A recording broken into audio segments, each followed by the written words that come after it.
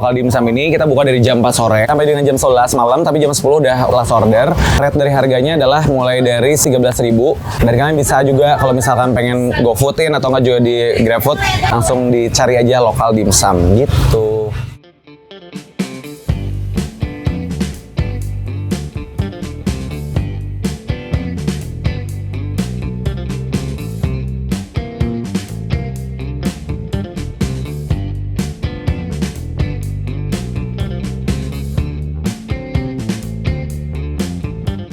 Jadi ini saya udah mau 3 tahun di sini karena namanya lokal dimsum. Jadi emang mostly aku jualan dimsum mulai dari hakau, siomay, terus juga ada ekado dan lain-lain gitu. Tapi ada yang baru, ada yang beda dari 3 tempat yang udah aku buka di 3 cabang ini. Jadi yang pertama itu di DU di Pati Ukur.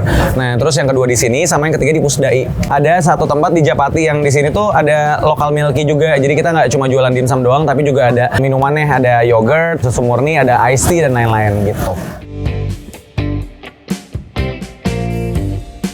Jadi ini tuh adalah bisnisan aku yang keempat sebenarnya. Jadi yang pertama itu waktu itu ada dorok-dok kerupuk kulit, terus udah itu coba buka kafe kecil-kecilan mie goreng mie rebus gitu. Terus yang ketiganya resto yang rada lumayan gede. Nah yang keempat ini kenapa sampai bikin lokal dimsum? Karena si dimsum ini kan juga makanan yang kayaknya everlasting ya gitu. Jadi nggak musim-musiman gitu. Dan setiap orang kayaknya suka sama yang namanya dimsum gitu. Dan alhamdulillah dengan si bisnisan yang nggak terlalu ngeluarin banyak modal, tapi ternyata untuk balik modalnya jadi cepet banget. Terus sampai sekarang masih bisa bertahan di usia yang ke-3 tahun gitu.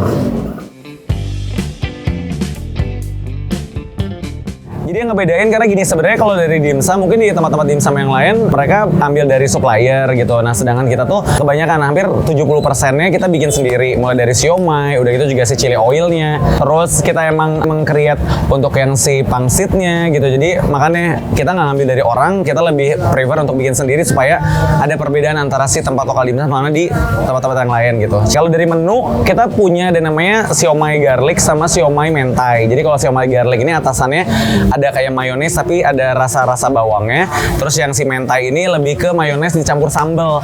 Jadi emang rada pedes dibandingin sama si garlic gitu. Itu yang jadi jagoannya selain dari ada lumpia udang kulit tahu sama lumpia ayam kulit tahu. Oke, jadi ada yang emang suka dicampur antara si chili oil, terus udah gitu juga si mayones dan juga sambal. Ini chili oil kita bikin sendiri ya. Jadi lo nggak bakalan nemuin chili oil di tempat lain selain di lokal dimsum. Kalau gue cara makannya adalah gue ambil, terus gue masukin, gue cocolin ke sini, taruh di atasnya. Nah gini nih, coba nih bismillahirrahmanirrahim. Wow, pedas. Ada yang goreng, ada yang kukus. Nah si kukus-kukus ini kayak bapau gini, kukus. Siomay juga bisa dikukus sih sebenarnya tuh, jadi tinggal minta aja. Pasti pengen banget untuk bikin lagi di cabang-cabang yang lain, buka lagi cabang yang lain gitu kan. Nah ini so far masih nunggu juga kalau misalnya di link sampai ada 3 sampai 4 tempat lagi. Cuma kalau buat yang ketiga dan seterusnya kemungkinan kita bakal bukanya itu dalam bentuk kontainer gitu loh. Jadi kayak buka ala-ala food court. Kalau yang ini kan memang dibikin lebih besar. Kalau di sana dengan kapasitas paling nggak cuma 20 orangan doang deh gitu. Nah pengennya sih lebih ada di daerah-daerah, nggak cuma daerah sini doang, tapi Popo misalnya gitu. Terus menjalar ke Cimahi misalnya kalau ada, amin, pengennya sih gitu. Yang aku rasain itu adalah dengan si modal sebenarnya nggak terlalu begitu banyak. Cuma memang di awal-awal emang harus gunain lah beberapa teman-teman yang bisa ngepromot. Udah gitu juga kirim lah ke beberapa orang yang akhirnya bisa ngeposting di sosial media gitu-gitu. Palingan itu. Terus udah gitu sukanya adalah ya karena si orang-orang tuh ternyata banyak banget yang suka sama dimsum gitu. Even misalkan lo nggak suka hakau tapi ternyata ada yang suka siomay gitu. Jadi kayak bisa dipilih loh dari menu-menu. Kita ada sekitar 15-an menu dari dimsumnya yang bisa dipilih, yang mungkin nggak suka bapau tapi suka apa, jadi bisa saling melengkapi gitu.